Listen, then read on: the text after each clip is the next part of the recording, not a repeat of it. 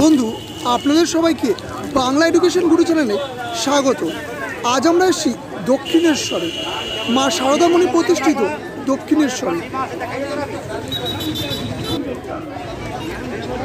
এই দক্ষিণেশ্বর মন্দিরটি কামারহাটি পৌরসভার অন্তর্গত। ট্রেনে করে আসতে গেলে আপনারা দক্ষিণেশ্বর স্টেশনে নেমে 5 মিনিট পায়ে হেঁটে আপনারা এখানে পৌঁছে যাবেন। 1855 খ্রিস্টাব্দে রানী রাসমণি এই মন্দিরটি প্রতিষ্ঠা করেন। এখানে মা কালীকে দেবী ভবতারিণী রূপে পুজো করা হয়। রামকৃষ্ণ পরমহংসদেব এখানেই সিদ্ধি লাভ করেছিলেন।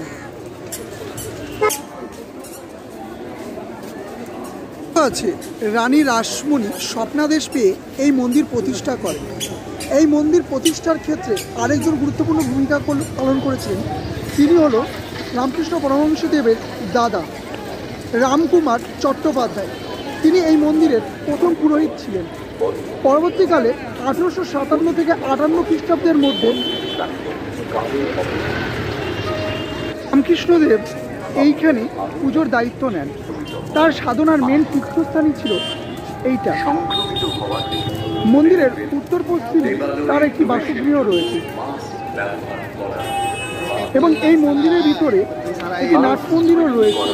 এছাড়া জগন্নাথ দেবের মন্দির, রাধাকৃষ্ণ মন্দির এবং মহাদেবের বিভিন্ন রূপের ছোট ছোট মন্দিরও এর ভিতরে রয়েছে।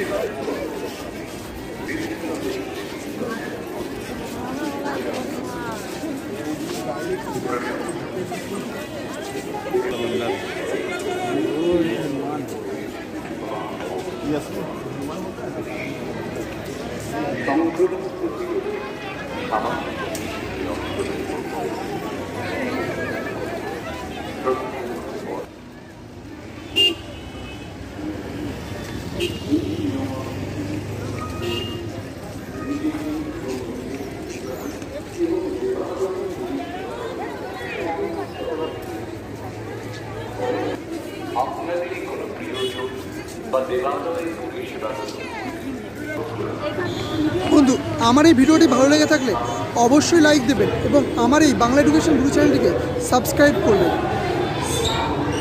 Subscribe please.